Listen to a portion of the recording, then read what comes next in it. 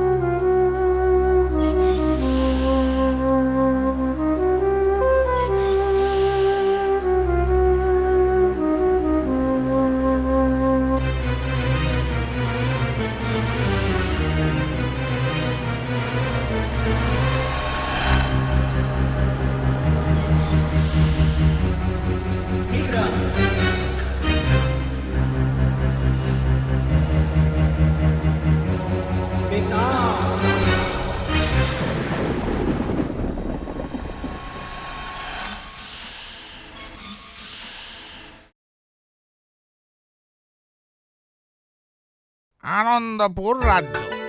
রাজ্যের রাজার প্রধান পুরোহিত পণ্ডিত অগ্নিশ্বর। খুব ছোট সুখী পরিবার অগ্নিশ্বরের। বউ, এক ছেলে, এক মেয়ে। বড়ই আনন্দে কাটে তাদের দিন। দেখতে দেখতে মেয়ে প্রিয়া বড় হলো, যেমন রূপে তেমনি গুণে। একদিন বলি সারাদিন পুজো পাঠ নিয়ে থাকলেই চলবে? মেয়ে তো বড় হলো, বলি মেয়ের বিয়ে থা দেবে না? বিয়ে দিতে গেলে আগে পাত্র খুঁজতে হবে ভালো দেখে। আমার লক্ষ্মী মাকে তো আর যার তার হাতে তুলে দিতে পারি না। জ্ঞান তো দেখছি টনটনে।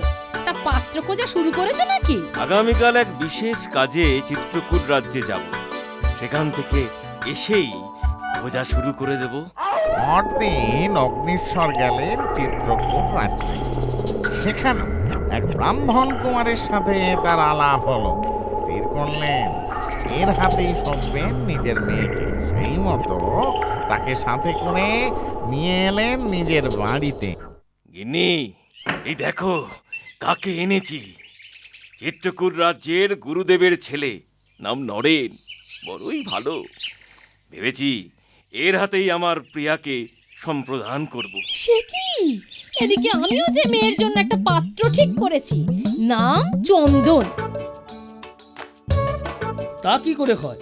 আমিও যে বোনের জন্য এক পাত্র ঠিক করেছি, সে আমারই বন্ধু বাসব। প্রণাম। তাহলে উপায়? শোনো বাবা, আমি আগামীকাল বাগান থেকে নিজেই ফুল তুলে সেই ফুলের মালা গেঁথে যার গলায় পরাবো, তার সাথে তোমরা আমার বিয়ে দিও। বেশ মা, তাই হবে।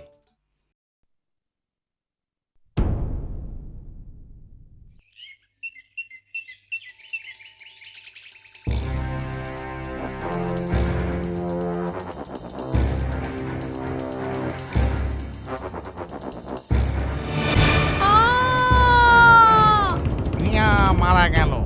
তার দাহ সংস্কার হবার পর তার পিতামাতা, দাদা, আত্মীয় স্বজনরা যার যার বাড়িতে ফিরে, কিন্তু রয়ে গেল সেই তিন যুবক। ওকে একবার দেখেই ভালোবেসেছিলাম। হ্যাঁ, সত্যি। এখন মনে হচ্ছে কেন ওর সাথে আমিও চিতায় ঝাঁপ দিলাম না। শোনো ভাই, এক কাজ করি, আমি বরং ওর অস্থি নিয়ে পৃথিবী পর্যটনে বেরোই, দেখি যদি কোনো সন্ন্যাসী ওকে বাঁচাতে পারে কি। বেশ, আমি তবে ওর ছাই নিয়ে পৃথিবী পর্যটনে বেরোই। কিন্তু ভাই, তুমি? না, আমিও স্মৃতিকে আঁকড়ে এখানেই অপেক্ষা করব তোমাদের আসা পর্যন্ত। বেশ, আমরা তোমায় কথা দিলাম, ঠিক 1 বছর পরে আমরা আবার এখানে ফিরে আসব। ততদিন তুমি এখানে আমাদের জন্য অপেক্ষা করো।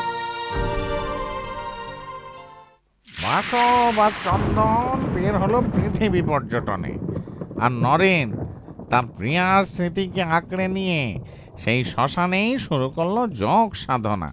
এদিকে চন্দন ঘুরতে ঘুরতে ক্ষুধার্ত পিপাসার্থ অবস্থায় এলো এক ব্রাহ্মণের গৃহে। শুনছেন? কেউ আছেন? শুনছেন? কেউ কি শুনছেন? এ আমি আমি এক ব্রাহ্মণ যুবক, বিশ্ব পর্যটনে বেরিয়েছি। বড়ই ক্ষুধার্ত, পিপাসার্ত। ভয় নেই, আমি জাতে ব্রাহ্মণ। দয়া করে আমার গৃহে এসে ক্ষুধা তৃষ্ণা নিবারণ করুন। বেশ, চলুন।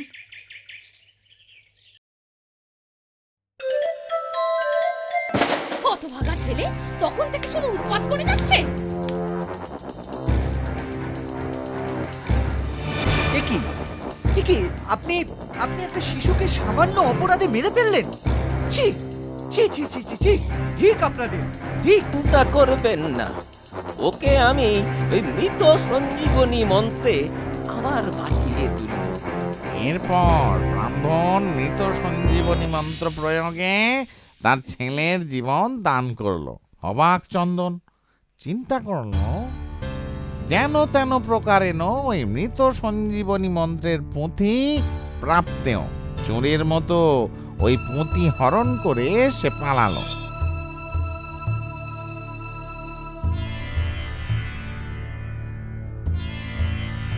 ভাই নরেন, আমি এসেছি, সাথে এনেছি মৃত সঞ্জীবনী মন্ত্র। এতে আবার বেঁচে উঠবে প্রিয়া। এদিকে 1 বছর অতিক্রান্ত, ফিরে এসেছে বাসব। সব শুনে সেও রাজি হলো মৃত প্রিয়ার অস্থি আর ছাই সাজানো শুরু।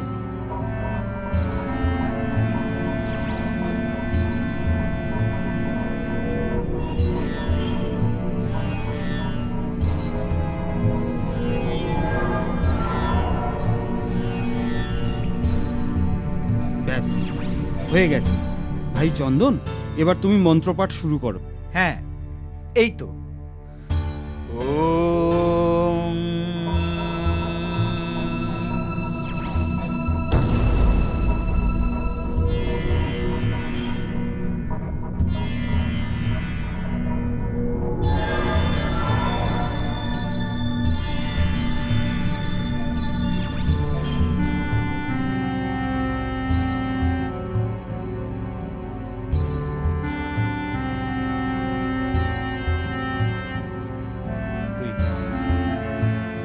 বেঁচে উঠেছে, প্রিয়া বেঁচে উঠেছে, প্রিয়া বেঁচে উঠেছে।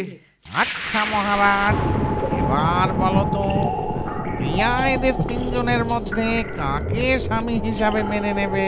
নরেনকে। কারণ চন্দন প্রিয়ার জীবন দান করেছে, তাই সে পিতার সমান। বাসব তার অস্থি বহন করেছে, তাই সে পুত্র সমান। কিন্তু নরেন তার স্মৃতিকে আঁকড়ে নিয়ে তার অপেক্ষা করে চলেছে, যা একমাত্র কোনো স্বামী বা স্ত্রী তার স্ত্রী বা স্বামীর জন্যই করে থাকে। তাই শর্ত মতো আমি চললাম।